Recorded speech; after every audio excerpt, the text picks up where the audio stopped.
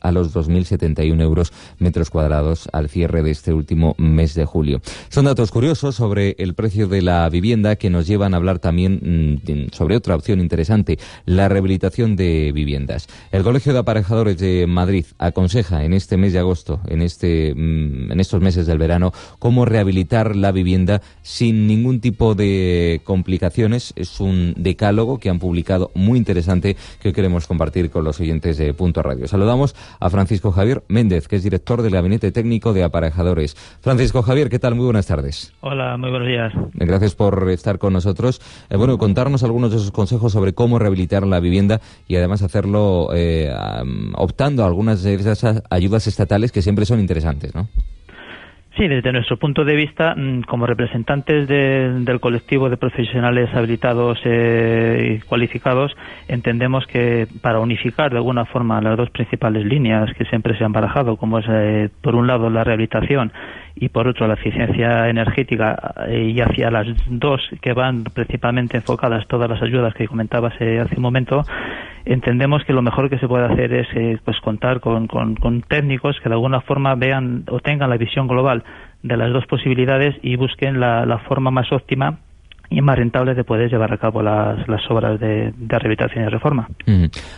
Si hablamos de ese decálogo, tenemos que, si te parece, a comentar algunos de los casos, como la prevención, y no olvidar que si tenemos algún percance con el edificio, la ley nos hace responsables, ¿no?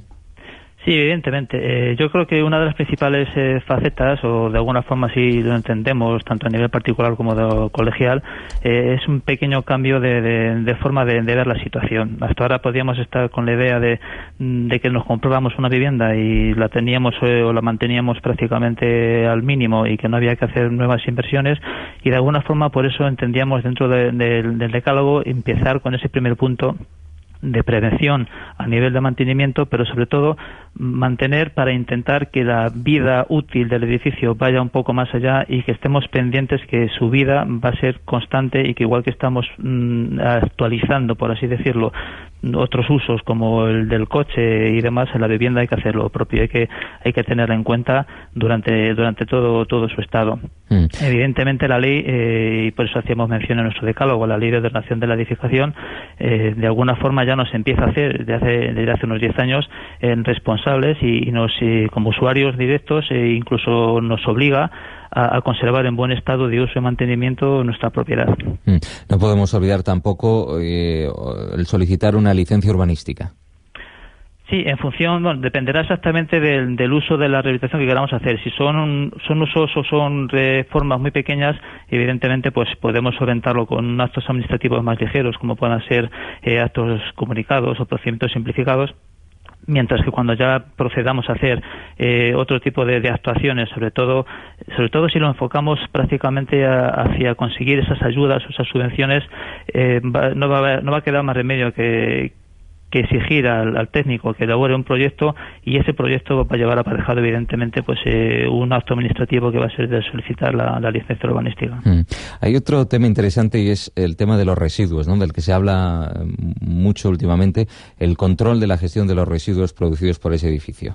Sí, ahí sí queríamos tomar conciencia a nivel general de que la correcta gestión de los residuos es importante y vital, porque somos responsables como propietarios de la vivienda que van a acometer una reforma, somos responsables de la correcta gestión. Contratemos una empresa que realice las obras de reforma.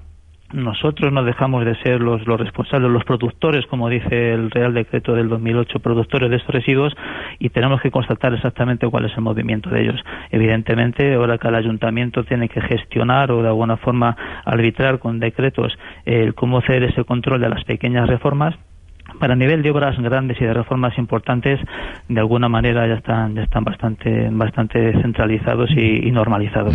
Hablemos también de la energía, que es otro de los puntos que se pone en este decálogo publicado por el Colegio de Aparejadores de Madrid. Es otro asunto también importante, la eficiencia energética, la que se habla mucho en estos días. Cuéntanos un poco, hay otra fuente de energía limpia y eficiente de la que se está hablando también mucho, como es la geotermia. ¿Qué significa esto de la geotermia?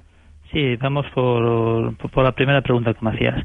La Unión Europea desde el 2007 realiza una política económica basada en la energía y dentro de tres líneas principales, una de ellas es la sostenibilidad para intentar combatir o al menos mantener o minimizar el cambio climático y para ello se apoya tanto en la eficiencia energética como en las energías renovables.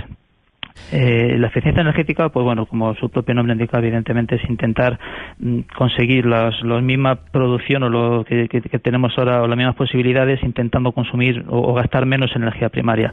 Y para ello es fundamental el uso de energías renovables como la geotermia que comentabas y otras diversas que hay, que de alguna forma emiten menos contaminación, menos toneladas de CO2 a la atmósfera, y nos va a permitir conseguir una mejor eficiencia y un mejor medio ambiente para todos, que es prácticamente la línea que estamos siguiendo desde Europa a todos los Estados miembros. No, y que al final una inversión no resulta rentable, ¿no? Sí, porque dentro de 2 o 3 años, según se oye en el sector, de alguna forma, con miras a intentar reducir al mínimo esas emisiones de gases de efecto invernadero, eso va a producir el que la industria cambie de alguna manera su forma de funcionar. Se van a exigir producciones más limpias, con menos residuos, con menos contaminación, con menos producción de energía, con menos pérdidas, en resumen, prácticamente, y eso va a llevar a encarecer de alguna forma las energías. Por tanto, cuanto menos podamos consumir, evidentemente vamos a favorecer tanto el medio ambiente como el bolsillo directo de cada uno de nosotros. Y algo que se están planteando muchos oyentes, a la hora de rehabilitar nuestra vivienda, ¿dónde podemos consultar las ayudas existentes?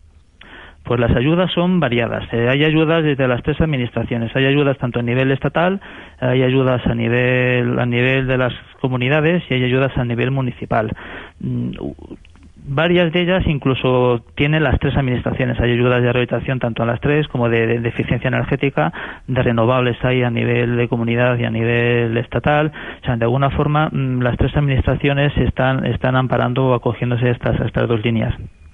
Se puede uno dirigir directamente, hay oficinas de información al respecto en cada una de las 3 administraciones, incluso pues dentro del colegio en breve abriré pues una oficina de información con todas estas posibilidades. Bueno, pues ya lo saben nuestros oyentes interesados en esa rehabilitación de su vivienda. Francisco Javier Méndez, director del Gabinete Técnico de Aparejadores, gracias por estar hoy.